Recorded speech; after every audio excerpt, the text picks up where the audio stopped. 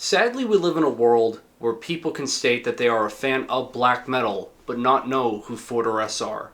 For me personally, that's equivalent to that of human indecency in those scenarios, and I for one will not stand for it anymore, which is why I'm making this video as in terms of more of a public service announcement to help you guys know of them. For those who are unaware, Forteresse is a Canadian black metal band from Quebec, or as they prefer to be introduced.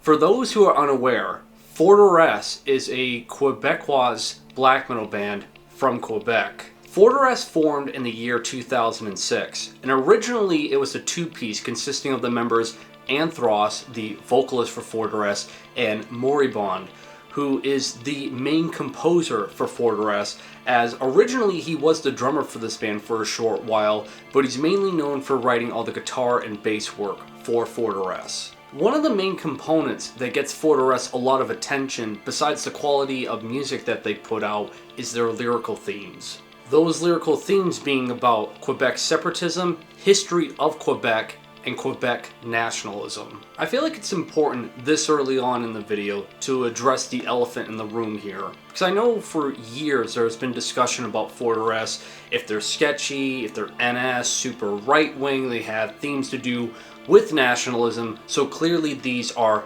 bad individuals. A simple Google search and this other abstract practice called research, hopefully I pronounced that correctly, would tell you that is just simply not the case. For starters, the vocalist for Forteresse, Anthros, used to be in a black metal band called Blitzkrieg, where he played guitars.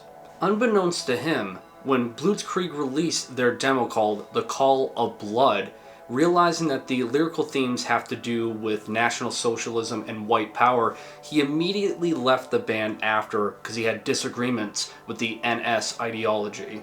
So with just that bit of information, that disproves any kind of NS tags with Forteresse, because if every single band member in Forteresse shares the same ideology of Quebec nationalism and separatism from Canada, and having one of those members disagree with the ideology of NS and just straight up abandoning a project because of it, kind of just proves already that the NS tags that people try to associate with them is disproven.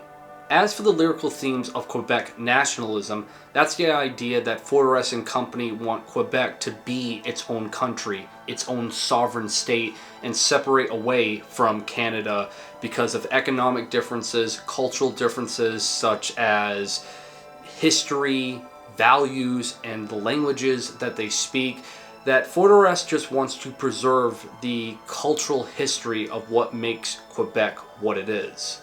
Personally, how I view the ideas and themes that Forteresse presents to their audience is very similar to that of this Hawaiian black metal band called Kuka Ikimiko, which, God, hopefully I said somewhat correctly, but the name for it is on screen right now. And this is a Hawaiian black metal band that has lyrical themes to do with anti-imperialism, anti-colonialism, and a lot of people thought this was some kind of form of, red anarchist black metal. It's a radical leftist black metal band, but come to find out, in interviews, the individual behind Kuka Ikimiko was a Hawaiian nationalist. He didn't like the idea of basically all these white rich Americans buying up all the land of Hawaii and making, the culture of Hawaii just disappear year by year, and wanted to preserve the culture of Hawaii with his themes. And the final bit of information I want to provide about if Forteresse is sketch is typically when people again bring up the fact that their themes have to do with Quebec nationalism, are they totally disregarding all of the indigenous Native Americans that had that land, originally before Quebec and Canada was established by British rule? And in a 2016 interview that Moribond did for the Avni Noctum, he addresses this. I think some people mistake our position regarding the indigenous cultures of Quebec. A lot of it was merged into Quebecois folklore and assimilated by the people who moved here. It seems there are those who wish to make us the bad guys in this, while the American Indians in Quebec were treated for a long time with respect and friendship. The men who learned to live with the natives and helped each other throughout these difficult times are a part of our history, and we care about and respect this. In this union, added to the raw hardships faced by settlers that created what you consider to be true Quebecois men and women, this is true when you look at the family tree of many, many Quebecois families. It is very often that you will find native blood along the way. Sadly, the indigenous tribes of Quebec were treated with lack of respect at later times, and the part they played in Quebec history should be remembered and honored. We pay tribute to their culture with the track Wendigo. Apologies for making this portion of the video very long-winded, addressing all of these claims against Forteresse, but I feel like it's very much needed. Because when you look at their lyrical themes, none of it has to do with like this form of malicious intent against a specific race or anything like that, but really just has to do with the idea of preserving the culture of Quebec, it being its own sovereign country, and this very prideful, passionate, and emotive take for black metal. With that now finally all addressed, let's get into talking about the music and discography of Forteresse. So in 2006 they formed, and in the same year they would release their debut full-length album, Metal Noir Quebecois, which simply translates to Quebec Black Metal. What I truly find interesting about this album is even though it's titled Metal Noir Quebecois, in its opening moments you will not hear black metal. No blast beats, no tremolo pick guitars, no wretched vocals, none of the cliches within it, but instead you get a violin sample. The violin sample in question is from Joseph Allard. That individual is pictured on the album artwork for this Forteresse album. What I find personally interesting about utilizing a Quebec fiddler for the intro of their album is not only do they have interest with, Quebec folk music, but really anything to do with the history of Quebec. They're trying to showcase that up front and center. Because again, this is the intro for the album. This is the first ever thing you would hear if this were to be their only release. And I really think from every little detail Forteresse does, whether it be their lyrics, their album artwork, their themes, their presentation, or what they're really trying to provide to the listener, is Quebec history and culture has to be up front and center at all times. Hence why when you look at any of the album artwork from any release Forteresse has put out, whether it be the original or alternative, it's always in reference to some painter or artist from Quebec, to their lyrics always being in French, to the themes and concepts of albums always having some form of idea to do with the lifestyle and culture of Quebec. It's also worth mentioning as well, there are other violin samples from other Quebec violinists featured on this album, such as Tommy Duchesne and Isidore Salsi. As for the black metal portions in this album, which obviously make up the meat and potatoes for it, it's very prideful, energetic, and honestly powerful black metal.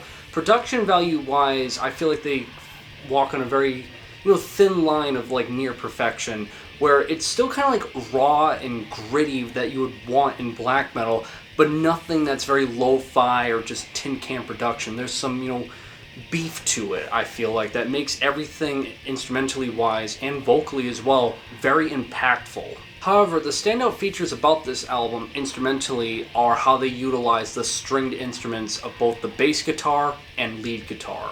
That being, when it comes to the bass guitar performance, it's at a lower register that cuts a bit deeper in the mix, thus it kind of fuses with the percussions to make it all the more pumbling and honestly more of like a punchier sound. However, what this allows is it kind of creates like a pedestal for the lead guitars to soar right over it and make all of these riffs and melodies all the more climactic and honestly sharper to the ears. And really, for me at least, it's impossible to ignore these just pulverizing melodies that you'll hear from this album. It's a simple but an incredibly effective approach that would become somewhat of a staple sound for them throughout their discography within most of their work. And I say most because there's a handful of albums that they've done that branch off more into ambient territory, which obviously I'll be talking about real soon in this video. But if you're looking for very exhilarating, prideful, and honestly epic black metal that really capitalizes on the emotive take for this style of music, look no further than Forteresse's Metal Noir Quebecois. A year later in 2007, Forteresse would release an EP titled Traditionalism. There's not much to say about this EP as it only contains 2 tracks and it's a little over 11 minutes long. It was originally put out, and I think only put out, through 7-inch LP, and it's extremely rare to come by, and I've been hunting for it ever since. But I will state to not ignore it because the material on this EP is honestly stellar, just like most of Forteresse's material, that I would highly encourage listening to if you want more just climactic and emotive black metal. The only other thing to point out here is on side B, the track Autumn Forest. It would later on be re-recorded and reused for their latest full length that was put out in 2016, Themes of Rebellion. Then a year later in 2008, Forteresse would release their second full-length album titled Les Hivers du Notre Époque, which translates in English to Winters of Our Time. Stylistically speaking, this album is quite the change-up from Metal Noir Quebecois, as their debut full-length album had a lot more of this prideful, rampant aggression played out throughout it within the style of black metal, whereas with Les Hivers, it's more in the vein of it being slower. There's a lot more build-up and atmosphere with the overall tone and vibe of it, and it really engulfs you more in this icy cold ambience that I can't help but always compare it to something of like an early Burzum full-length. From my understanding of this album's concept and themes is it doesn't have anything to do with this prideful type of feeling of Quebec should be its own nation, but more so a depiction of what early settlement life was like in Quebec during the 17th and 18th century. One of those features that attributes to that concept is you'll notice in the beginning portions of this album, it's only just ambient keyboards being played to really build up the tone and atmosphere. Plus as well, I believe there are audio samples of an individual hiking through snow, thus you hear these sound effects of footprints going through a snowy terrain. And to be honest, black metal kind of takes the back seat on the first half of this album, as ambience and atmosphere is really kind of like the driving force of what you're going to be hearing. While you could just summarize this album being a black metal album more accustomed to black metal fans that are interested in the atmospheric dynamics of this style of music, I would still recommend to listen to this album in full, considering the fact that the latter half portion of this album things start to ramp up a little bit more. Even though it's the outro track that you'll hear that, I still feel like there are a lot of really interesting features with this album in terms of the dynamics, composition, and overall atmosphere and tone. It's still very captivating music that transports you to a completely different time zone, I feel like. That's quite difficult to do in music, especially extreme metal, but I feel like Forteresse gets the message and sound out here very well. 2 years later, in 2010, Forteresse would release their third full-length album titled Pahud Bois et Vaste Plains, which translates to English to Through High Woods and Vast Plains. Jesus Christ, I really hope I'm pronouncing at least some of these words correctly with these album titles, because I know everyone who knows French is probably going to rip me a new asshole in the comments. So this is Forteresse's shortest album, clocking in a little over 36 minutes long. There are no song titles at all, and this is what Forteresse considers to be their most ambient-focused album to date. Judging by the album title and lyrics on this album, shout out to Google Translate, the themes and concept of it have to do with the overall landscape of Quebec. On the musical side of things, I've always considered this album to be Forteresse at their most simplistic in terms of their musical direction and concept direction as well.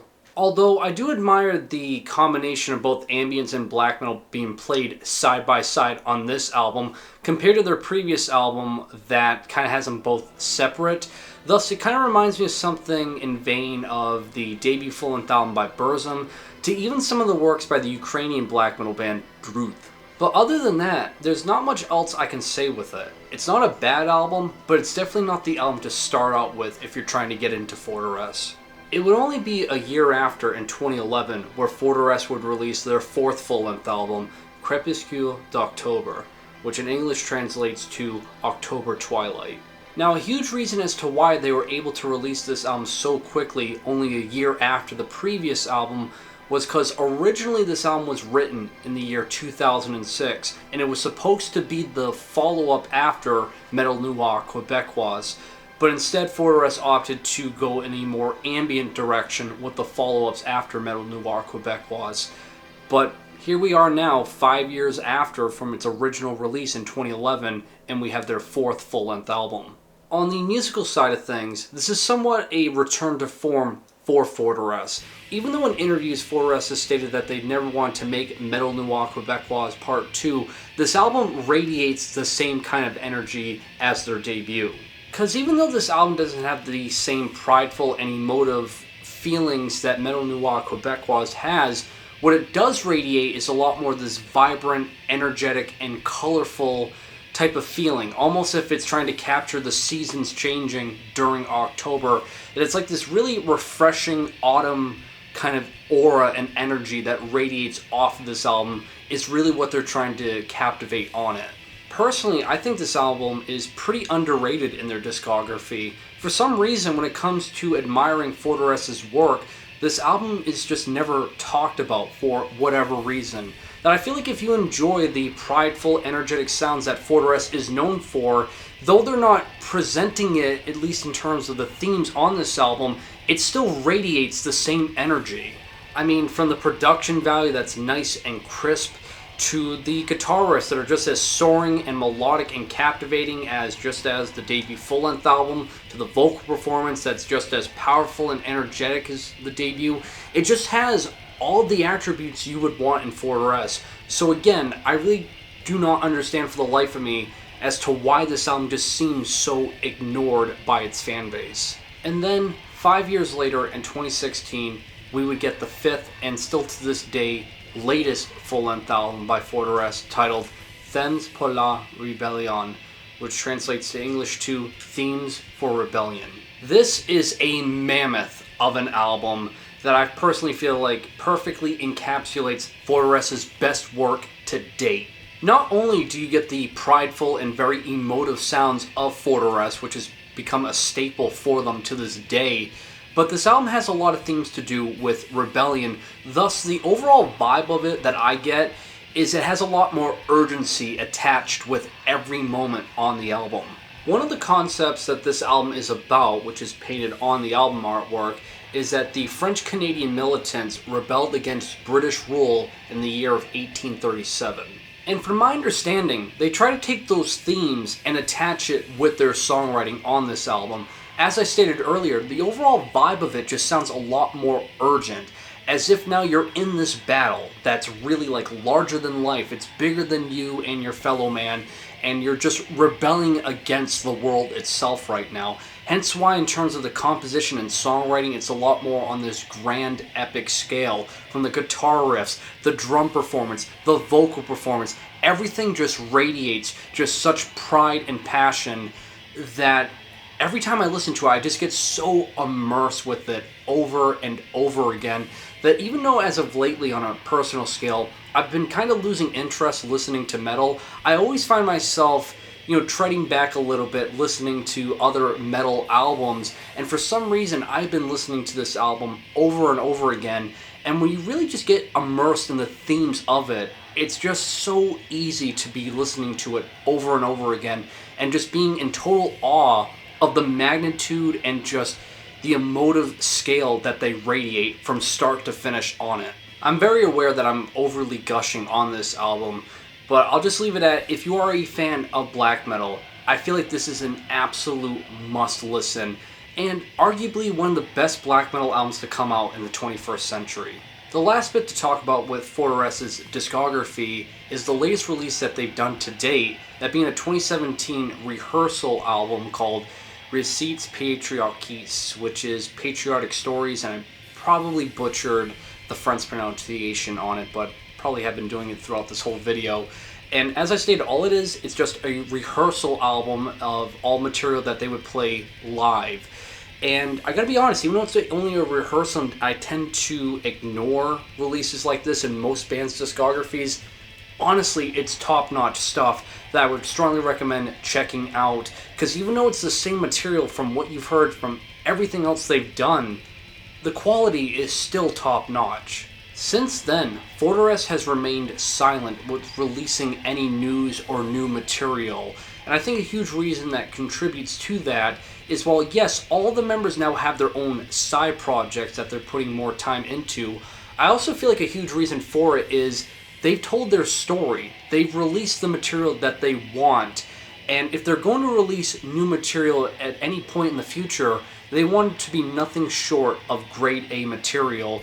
Thus, to my understanding with the interviews I've read from them, obviously quality over quantity is their forte.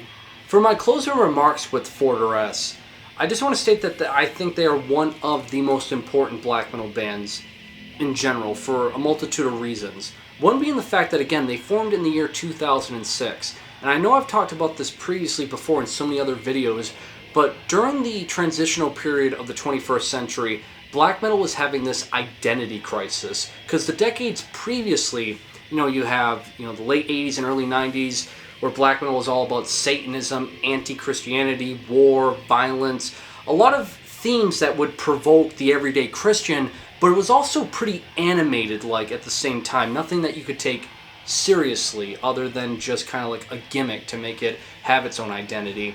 And as the years go on and we get into the transitional period of the 21st century, no one really knew what black metal was trying to be anymore. And I feel like bands like Forteresse gave it a sense of realism now, from the emotions, the ideas, and wanting Quebec to be its own sovereign country, which is a relatable thing for a lot of people in real life. It gave ideas of realism now, something that you could actually relate to. And black metal is starting to have a voice now with real topics, and I think Forteresse are one of the pioneers to get these ideas onto black metal. Thus, I find them to be extremely important for the overall progression of black metal to stay fresh and interesting. And that'll do it for this video, guys. Hopefully you guys enjoyed it. Links provided to everything I talked about of all of the Forteresse material will be linked down below in the description, and that is that. So like always, guys, make sure you guys drink plenty of water to stay hydrated, and have a great day.